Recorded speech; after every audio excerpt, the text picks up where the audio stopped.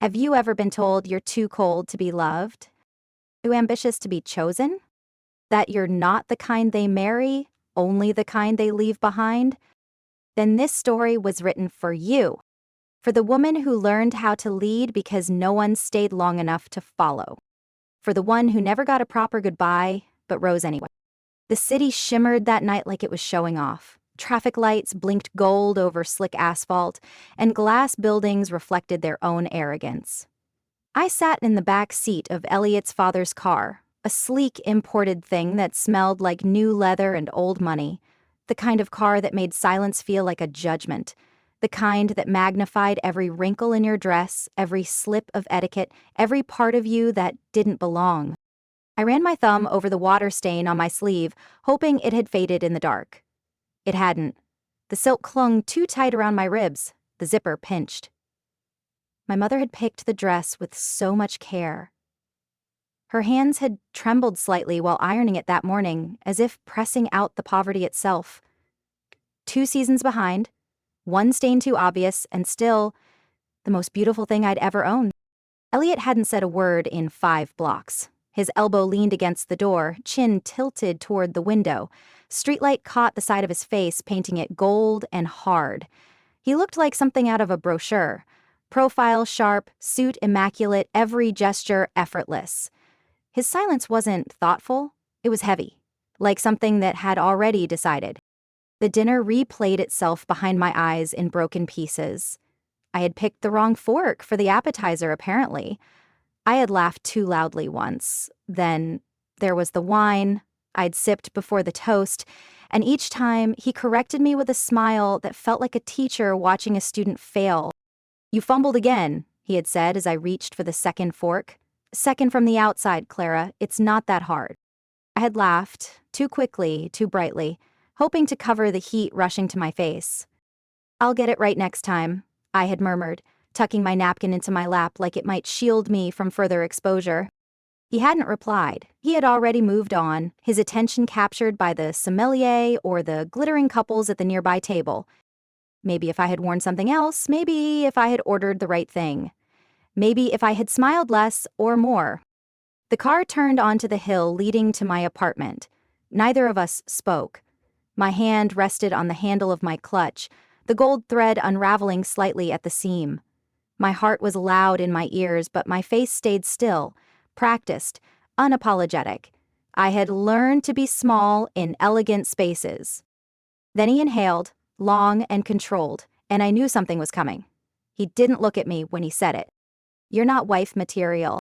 The words dropped like a blade laid gently across my neck. No anger, no tension, just fact. A man reading a list. "You're the kind a man dates to feel generous," he continued, still watching the windshield. "Not the kind he builds a life with." The engine hummed. Somewhere outside, a siren wailed and faded. I turned my face slightly, pretending to adjust the strap of my clutch. I didn't trust my expression. Not yet. My voice came out soft, measured. What kind is that exactly? His smile was slight, polished, and cruel without knowing it. The kind who knows which fork to use. Who doesn't wear shoes that squeak? Who doesn't need reminding to wait for the toast? I didn't respond. I couldn't. Not because I had nothing to say, but because I knew he'd already decided not to hear it. He shifted the gears softly and pulled up in front of my building. A polite stop. A practiced goodbye. I opened the door and stepped out into the night. The wind was cold, sharper now. It tugged at the hem of my dress and lifted my hair in strands. I didn't look back. Not until I heard the window roll down. "Take care of yourself, Clara." It should have sounded kind. Instead, it sounded final. The car pulled away, taillights vanishing like closing eyes. I stood there, the borrowed dress clinging to my skin, the scent of his cologne still stuck in my throat. My hand clenched around the clutch until the gold thread snapped. And still, I said nothing. "Don't cry here. Not in the open. Not where anyone can see." I walked up the stairs to my apartment with aching feet and a spine that refused to curve. Once inside, I slipped off the dress, folding it carefully like something I would never wear again. The stain was worse under the bathroom light. I stared at my reflection in the mirror, mascara smudged beneath my eyes, a bruise blooming where my confidence used to sit. He saw the version of me I worked so hard to hide. And then he named it worthless. I sat on the edge of my bed in silence. The dress hung from a hanger on my door, its shimmer mocking under the glow of a dying bulb. He had driven me home, yes, but what he really did was drive something out of me. Not love, not hope. He drove out the version of me that waited to be chosen. And in its place, something else began to breathe. The morning after Elliot drove away, the dress still hung on the back of my door, wrinkled, limp, and cruelly silent. The gold thread on the clutch had come undone completely, unraveling in my hand like it had been holding on by a whisper. I sat beside it for hours, the shape of his words echoing across the walls like they had been carved into the air itself. You're not wife material. Not beautiful enough, not polished enough, not soft enough, not anything enough. And yet, in the stillness of that room, beneath the weight of judgment I hadn't asked for, something unexpected stirred. Not rage, not sadness, something colder, sharper, an awareness, maybe, that I had spent too long auditioning for someone else's version of worth. I folded the dress once, then again, slid it into a box, taped it shut. That night, I didn't cry, not even on the bus. Whatever part of me that knew how to ache had gone still. By the end of the week, I had walked into the recruiter's office and written a new ending. Boot camp didn't ask where you came from. It didn't care what you wore to dinner or whether anyone had ever told you you were lovable. It cared how many push-ups you could do before collapsing, how long you could hold a sandbag above your head while your arms trembled like they wanted to shatter. They shaped our time into fragments, 600, 630, 700, and those fragments erased everything I used to be. There was no Clara with the stained dress, no girl fumbling silverware, no need to be delicate. I wore standard-issue boots that blistered on the second day and bled by the fifth. My uniform scratched at my skin, stiff and impersonal, but I loved it, because, for once, I matched the world around me. Plain, tough, and not interested in being understood. They taught us to stand still even when it rained. I didn't mind, I had already mastered that the night he drove away. Cold showers at 500 were the closest thing I had to rebirth. The water slammed against my skin, but I welcomed the sting. It scraped away memory, it silenced the sound of Elliot's voice, that practiced, careful condescension tucked behind a compliment. The barracks were loud in the day, but at night, the quiet held a strange gravity. Dozens of women breathing in rhythm, eyes on the ceiling, too tired to dream. That silence was holy to me. It didn't demand performance, it didn't label me fragile, it let me exist without commentary. And in that stillness, I rebuilt myself. "Get up, Holt," the sergeant barked, his voice a bullet. I did, every time, even when my legs screamed, even when my hands were raw and my knees bruised from crawling through gravel. I rose like I owed someone an apology. Like my entire body was an argument I had to win. They said I was too stiff, too silent. One instructor called me robotic. I took it as a compliment. Emotion was a luxury for those who didn't know the price of being dismissed. I had no room left for softness, only steel. I stopped looking in mirrors, not out of shame, out of irrelevance. My face didn't matter here. What mattered was posture, tone, precision. No one cared if I smiled. No one noticed if I didn't. I learned to run until my lungs burned, to disassemble a rifle blindfolded, to scream when told and shut up faster when ordered. And somewhere between one 12-mile ruck march and another, I realized something terrifying and freeing. I had stopped waiting to be seen. There was a girl named Reyes who bunked near me. She had a scar under her eye and a laugh that cracked like gravel. One night after lights out, she asked, "What did you run from?" I didn't answer right away.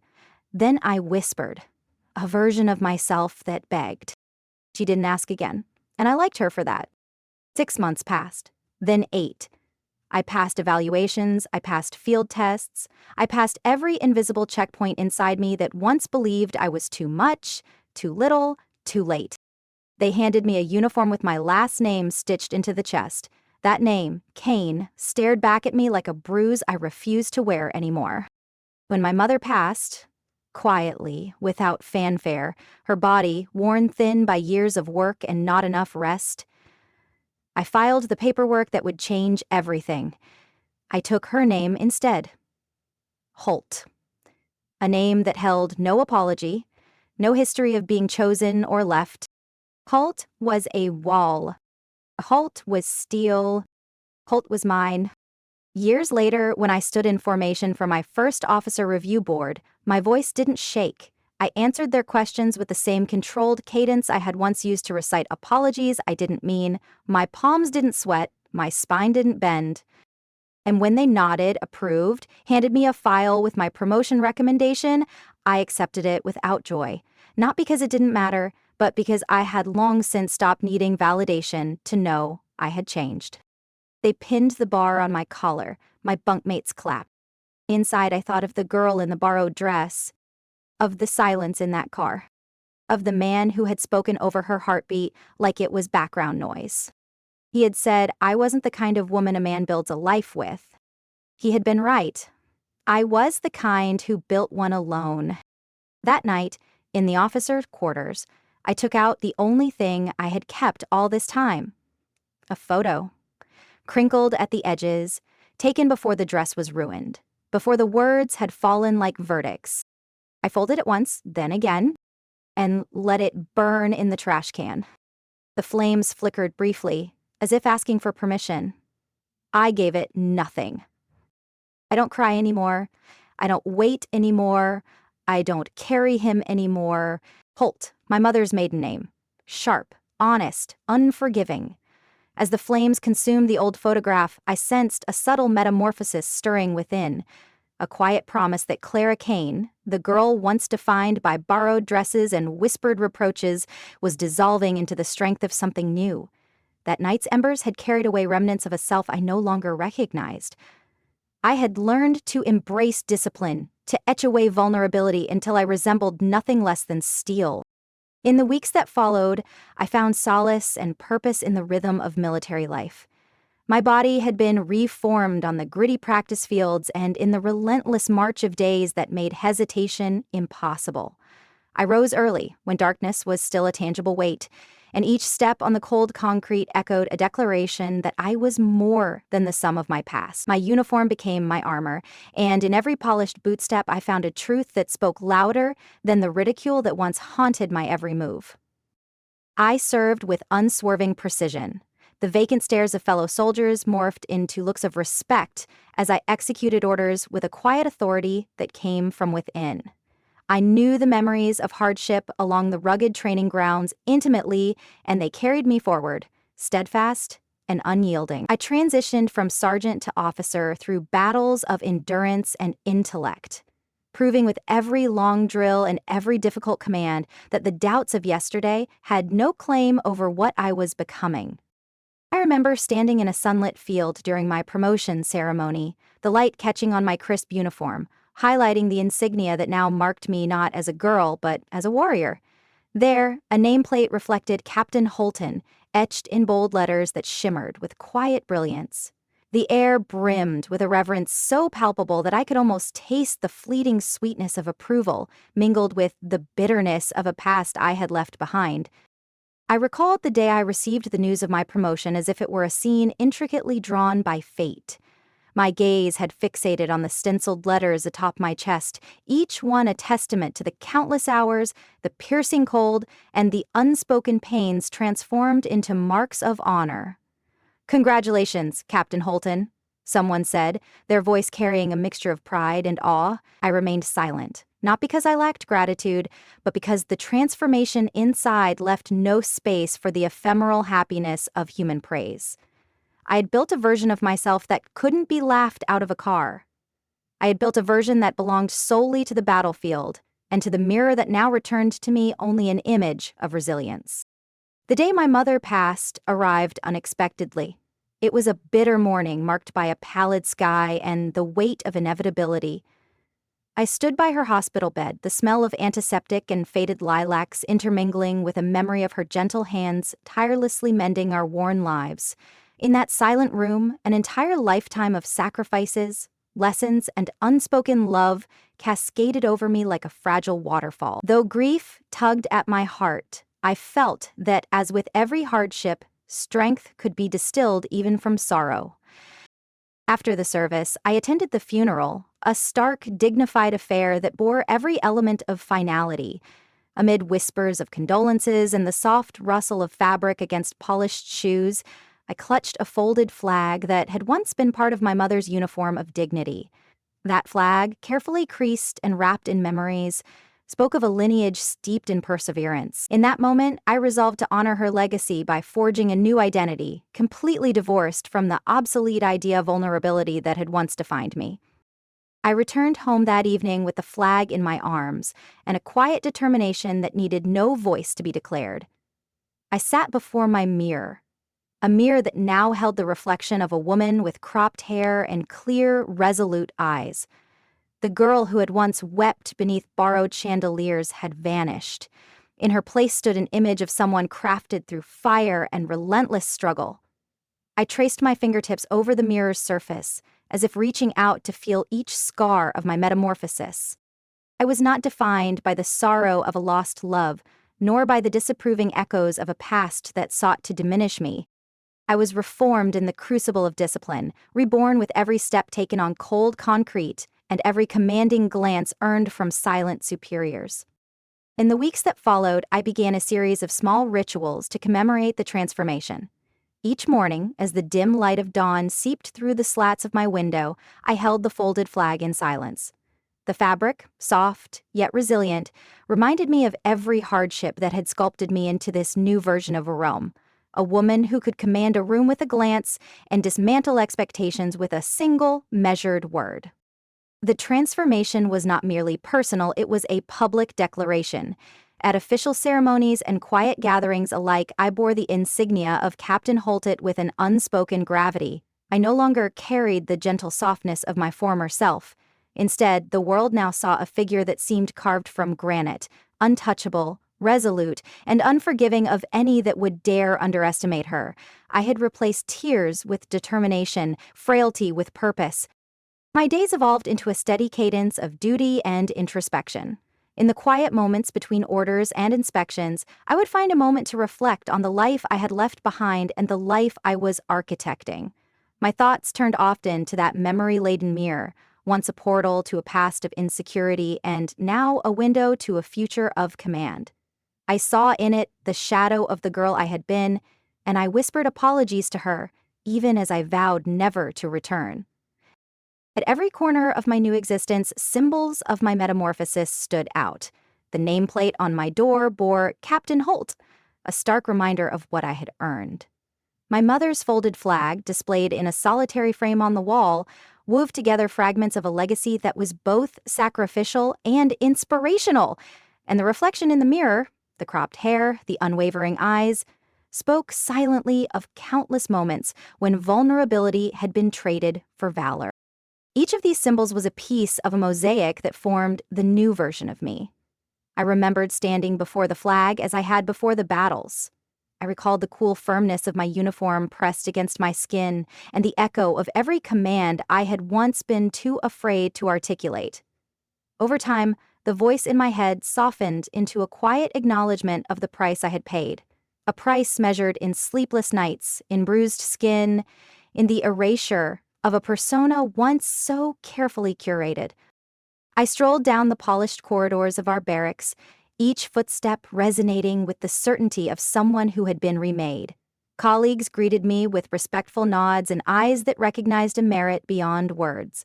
The memory of that borrowed dress and the humiliating words from a past long gone had become nothing more than artifacts of a story that no longer had any charge over my destiny. In moments of solitude, as the world outside continued in its relentless pace, I allowed my thoughts to wander back to the night that sealed my fate.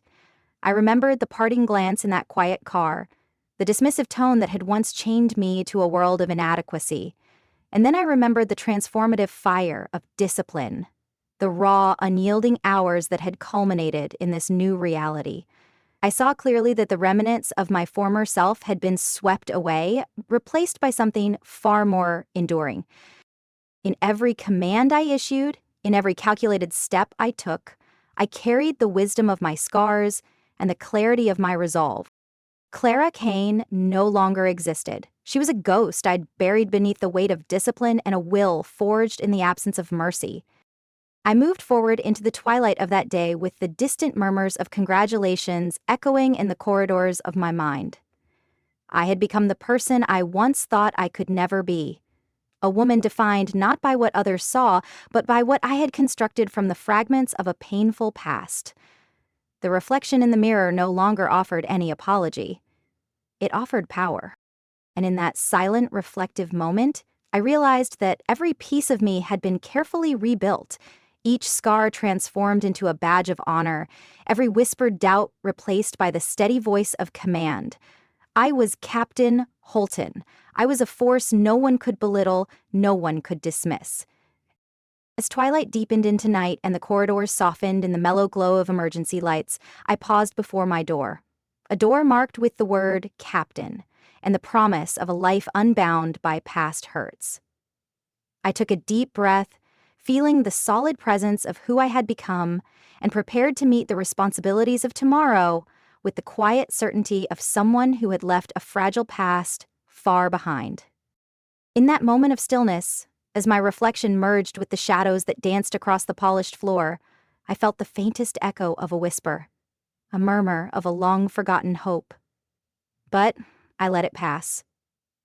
There was nothing left to salvage, no remnants left to mourn. The transformation was complete. I stood poised at the intersection of memory and destiny, a silent sentinel of a new era. And as the door slid open, revealing the promise of another day, I understood that the transformation was not merely a change of name, but the rebirth of everything I once dared to dream of. Only now, it was a dream forged in the unyielding fire of my truth. The sound of my own name, Captain Holton, had begun to lose its novelty. It fit now, like a second skin. I wore it without hesitation, without needing to glance at the embroidery on my chest to believe it belonged there. The days had hardened into rhythm. Inspections, drills, logistics briefings, reviews. A world where predictability meant control, and control was peace. I had earned this order, this structure. There was comfort in it, there was distance. So when the new transfer list came through, I reviewed it like I always did, methodically, eyes scanning columns of names, ranks, evaluations, until they landed on one line. Kane Elliott, First Lieutenant. My hand stilled. The pen I held tapped once against the desk, then paused in midair. It could be a coincidence. Kane is a common name. People change. I clicked open the attached personnel file. The photo took less than 2 seconds to load and less than 1 to confirm what I already knew. There he was. That same angular jaw, a little more pronounced now, hair slightly shorter, streaked with experience, the same look in his eyes, the kind that expected the world to fall in line, if only because it always had. The silence in the room thickened. My office, usually sterile with order and planning, felt suddenly too alive, too present. I set the file down. So, fate, it seemed, had a fondness for symmetry. The next morning arrived sharp with fog, the air still cool from the early spring rain. I stood at the head of the unit briefing room, reviewing the duty rotation while the others filtered in one by one. The scrape of chairs, the muted exchanges of morning voices, routine, stable, controlled. Then came the sound of boots pausing at the threshold, the kind of stillness that precedes recognition, not of me, of space, of power. Someone unsure whether to announce himself or wait for acknowledgement. I didn't look up immediately, let the seconds settle like dust. When I did, he was standing at full attention near the back row. 10 years later, and he still carried himself like the world was an extension of his reflection, like the rules were elastic, bending gently around his presence. "Lieutenant Kane reporting in, ma'am." The voice hadn't changed. Polished, poised, a tone that once made me feel like I was being reviewed. I studied him. Let my gaze move over his posture, his uniform, the faint crease at his brow, the hesitation. He didn't recognize me. Not behind the name. Not with my hair cut sharp at the jawline, my frame leaner, my expression unreadable. He had known Clara Kane. He was looking at Captain Holt. The power shifted with the silence. I returned the salute slowly, each motion deliberate. "Welcome to the unit, Lieutenant." His eyes narrowed briefly, that flicker of something unease, maybe, settled just behind his polite composure. Not quite memory, but discomfort. Like hearing a song you almost remember. "Thank you, Captain." He took his seat. I turned back to the screen, resumed the briefing without missing a word. My voice never wavered. My hands never trembled. "Let it itch. Let your memory fail you. I have no interest in offering clues." Later, after the session ended and the officers began filing out in casual clusters, I lingered behind. From the corner of my eye, I watched him walk past my desk. His stride was measured, slower than before. He hesitated at the door, turned. "Have we met before?" His question hung in the air, curious but cautious. I looked up, meeting his eyes. "No," I said evenly. "Not in a way that matters." A beat passed. Then he nodded, understood. He left without another word. I remained still for a long time, my fingers resting lightly on the edge of the roster sheet. His name now lived under my command. What once dismissed me now answered to my authority. What once labeled me forgettable now sought familiarity in my silence. I glanced at the list again.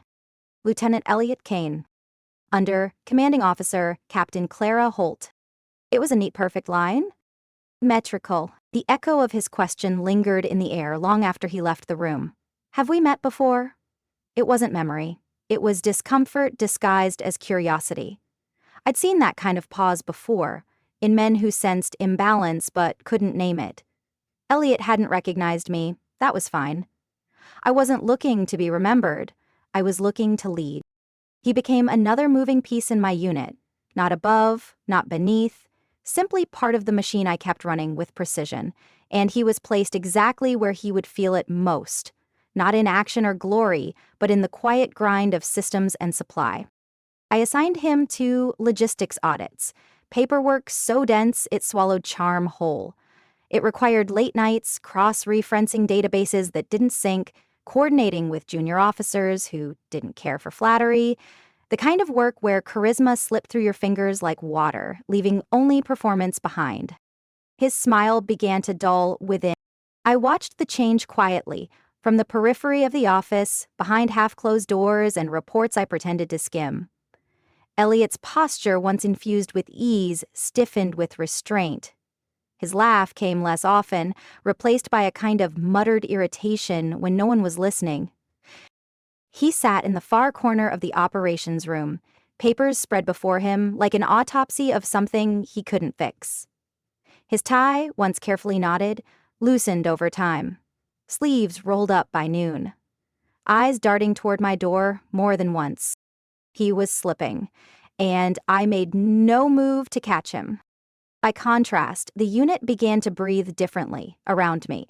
Corporal Reyes, once hesitant, began stepping forward before I even issued a command. Sergeant Lee offered feedback without prompting, confident I'd listen.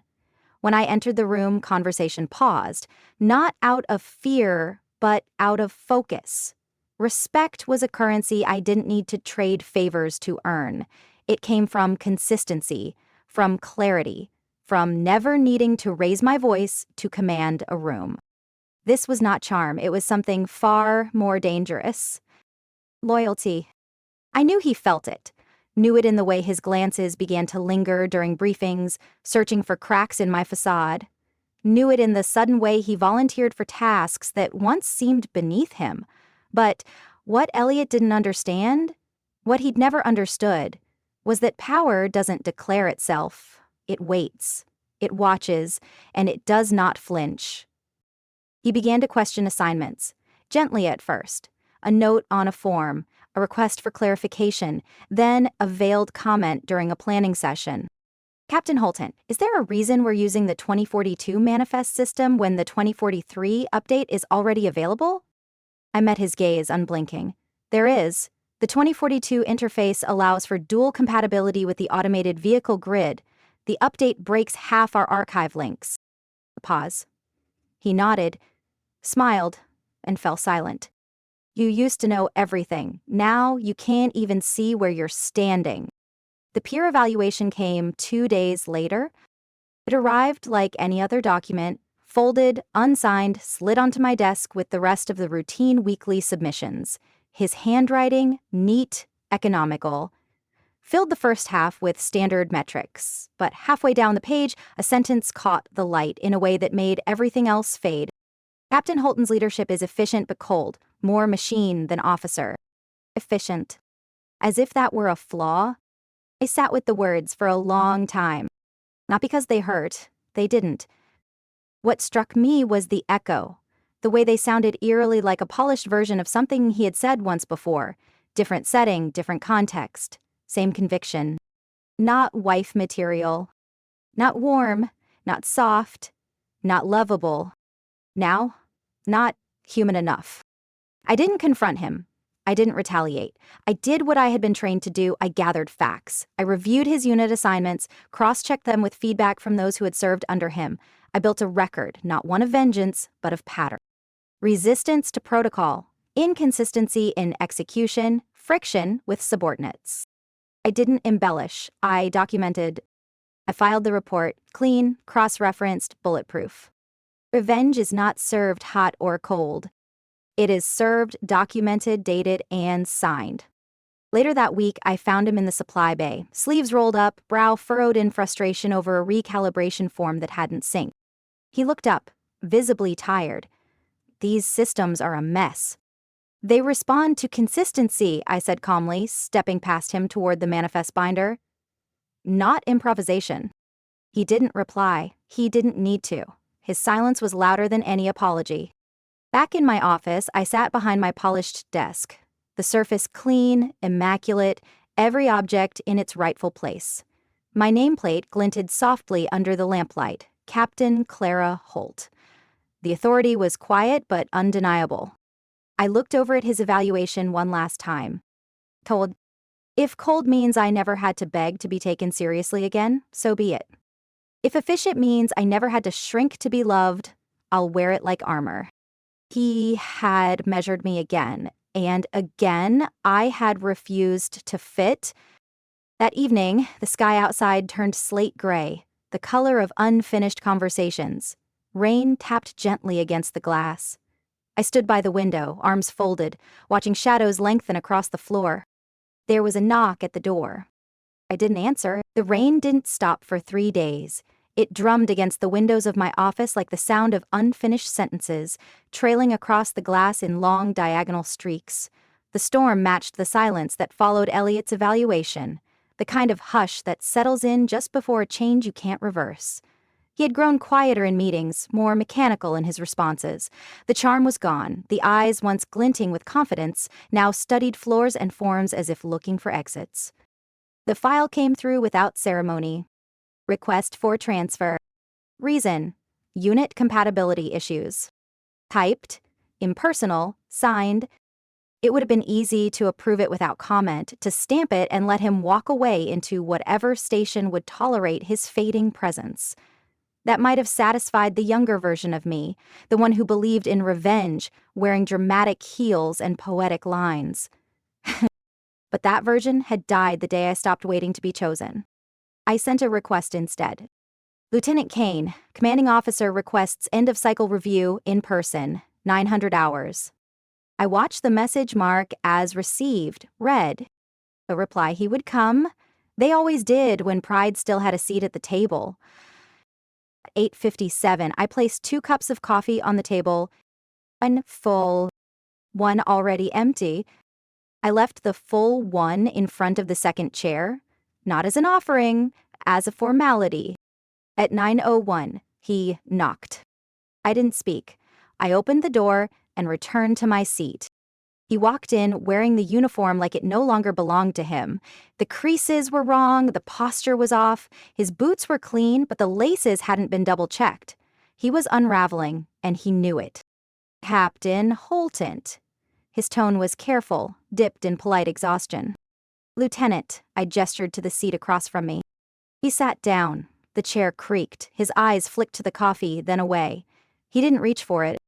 I slid the transfer form across the table, slow and deliberate, like I was returning something fragile. Approved? I said. He nodded. Thank you. I studied him. Every detail.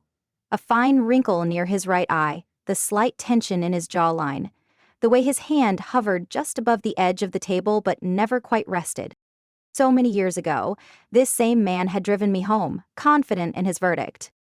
Now he waited for mine. I leaned back slightly, folding my hands in front of me. I wonder, I said softly, if you'd still call me the wrong type of woman now. The words didn't echo. They landed with precision, sharp and clean. His gaze shot to mine, and there it was. The flicker. Recognition. Memory, surfacing like a bruise under pale skin. He didn't speak right away. I saw the real playing behind his eyes. An outdated dress, a wrong fork, a younger girl swallowing humiliation in the passenger seat of a car far too sleek for her. He blinked.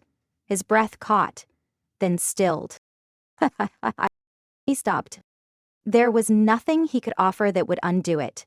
No version of an apology that wouldn't arrive years too late, dressed in the wrong uniform, carrying none of the weight it once might have had. I didn't save him. It didn't soften. You said I was the kind a man dates to feel generous, I continued. My voice was level, calm, stripped of any tremor, not the kind he builds with. He lowered his eyes. His hands, still hovering, finally fell still. I slid the signed copy toward him. This transfer grants you a fresh start, Lieutenant. I suggest you use it to catch up with the world. He looked at the paper. His name beneath my signature, my rank above his, my authority sealed in ink. I stood. Dismissed, Lieutenant. He rose slowly, no salute, not yet. He picked up the paper, folded it with a precision that tried to reclaim some version of dignity, and turned toward the door. His hand paused at the knob. I watched his shoulders tense, his spine resisting the curve of defeat. He turned back halfway, eyes still shadowed with questions he couldn't ask. I didn't recognize you, he murmured. I know, I replied. He hesitated. I'm not proud of who I was. I met his gaze. I'm not here for your shame.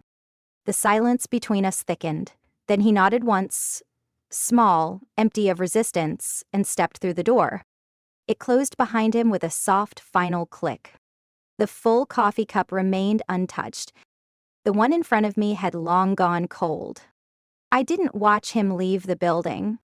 I didn't follow up on where they reassigned him. He had entered my story as a wound and exited as a formality. A single name, now archived, signed away. And yet, something inside me settled.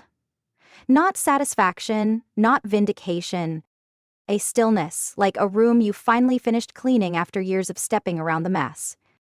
I looked down at my desk, polished and orderly, at the empty chair across from me, at the space where his name used to sit on the roster sheet.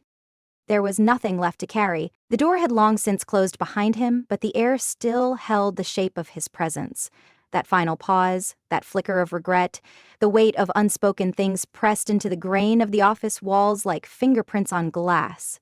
I sat alone for a while, letting the silence stretch, not because I needed to process it, but because silence had always been mine, even before I outranked him, even before I remembered how to stop asking for things that were never freely given. The coffee in front of his empty chair had gone cold. I didn't move it. Outside the window, the rain had slowed to a mist, clinging to the edge of the frame in soft beads. There was no storm left, only the damp residue of what had passed. His name was still on the roster, but the line beside it had been marked transferred. I closed the folder and placed it at the bottom of the pile. I wouldn't read it again. His story had already ended in mine. I didn't rise to prove him wrong. I rose because the world didn't feel like a place I needed permission to exist in anymore. There was no celebration, no cinematic swell of triumph. The moment passed like a breath, and I let it. Vindication was for those still holding the weight of someone else's approval. I had dropped mine a long time ago. He had not been my villain, only my catalyst. And I didn't owe the match that lit the fire any gratitude once the house had become a fortress. The lamp on my desk remained lit long after the hall lights dimmed. Its circle of amber glow stretched across papers, forms, unfinished schedules, 1,000 quiet demands waiting to be met. I stayed, not out of obligation, but rhythm. The work kept its own kind of peace. These daily acts of structure, of execution, of forward momentum, I had always preferred building to remembering. A knock at the door broke the quiet. Captain Holt. I looked up. Reyes stood in the doorway, clipboard in hand, her voice low but steady. Weekly review? I glanced at the folder still cooling in the drawer, Elliot's final page in my chapter. Then I nodded. Coming, I said, and I meant it. I walked past his empty desk on the way to the operations bay. Someone had already cleared it, no trace of his things. No scent of cologne or lingering paperwork. The drawers had been wiped clean, the surfaces bare. For a moment, I stood in the doorway, watching the vacancy. There was no grief in it, no victory either. Just space, and I had grown into someone who didn't flinch in empty spaces anymore. In the review room, Reyes waited. A junior officer I had once found pacing nervously outside my door, now seated confidently across from me, her pen already poised. I've pre-filled half the projections, she said. Your notes from last week gave me enough to guess what you'd want. I raised an eyebrow. Guessing a commanding officer's mind is a dangerous game, Reyes. She smiled, unapologetic. So was falling behind. I chose the lesser risk. I gave a small nod, the kind that wasn't quite approval, but wasn't far from it. She had grown into her own space, too. After the meeting, I lingered in the hallway as the others dispersed. A young private passed me on his way out, straightening when he saw me, offering a crisp salute. Not performative, genuine. Captain Holton, he said, it's an honor. I returned the salute. It was strange. Years ago, I had chased validation in borrowed dresses and soft smiles, trying to hold together an image of desirability that cracked the moment someone powerful decided I wasn't enough. Now, I didn't perform, I commanded. And still, perhaps because of that, I was finally seen. That night, I stood before the mirror in my quarters. My reflection stared back, unchanged. Hair pulled tight, uniform pressed, eyes that had stopped searching for softness in places that offered sharpness instead. I reached behind me and turned off the lamp. The room faded to shadow. The day ended with no ceremony. But as I walked away from the mirror, I realized I didn't need one. The victory was quiet because it had always belonged to me. The ceremony hall was colder than I expected, despite the sunlight slicing through the high windows like blades of gold. Polished marble floors reflected a sky too perfect to be real, and the banners along the far wall fluttered with every breath of the central air system.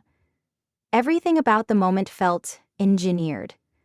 Grandeur trimmed in steel, reverence dressed in protocol. I stood off stage, my uniform a study in symmetry. The insignia on my chest gleamed without needing polish. My name was pinned beside my rank in raised letters that caught the light with every movement. Captain Clara Holt. I traced the edge of the brass quietly with one gloved thumb. Not to confirm it was real, but to remember that it hadn't always been. Beside the hall, people gathered.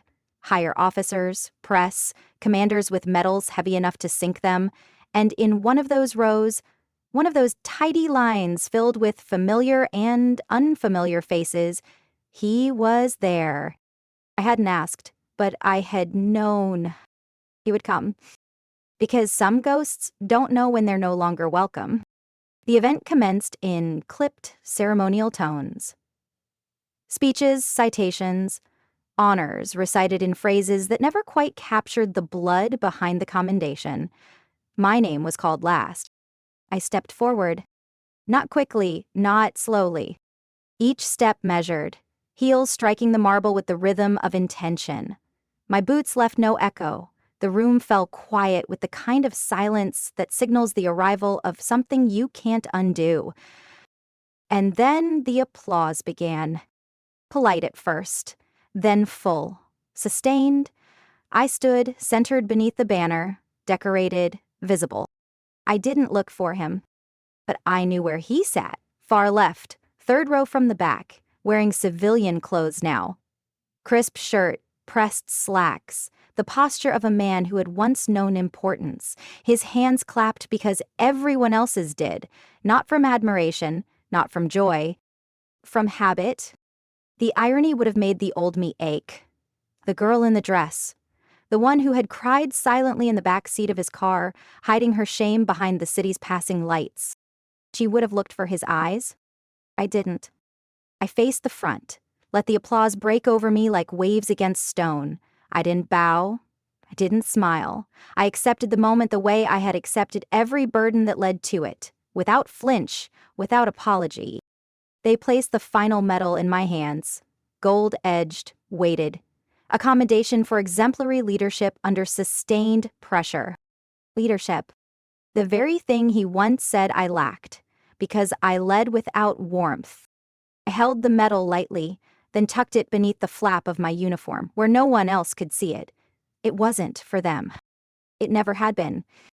As the audience began to disperse, officers shook hands, aides gathered papers, and photographers drifted toward the exit like smoke. I remained on stage until the last name was announced, then turned and descended the steps with deliberate calm. At the base, Reyes was waiting.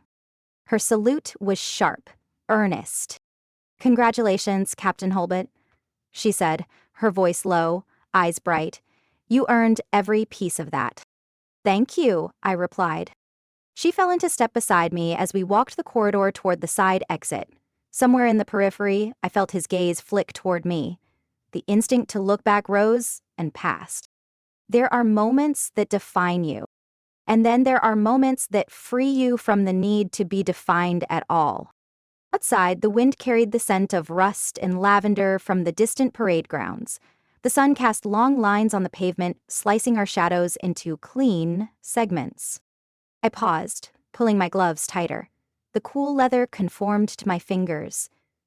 Discipline down to the bone. Rhea stood quietly a few paces away, waiting. I glanced down at my boots.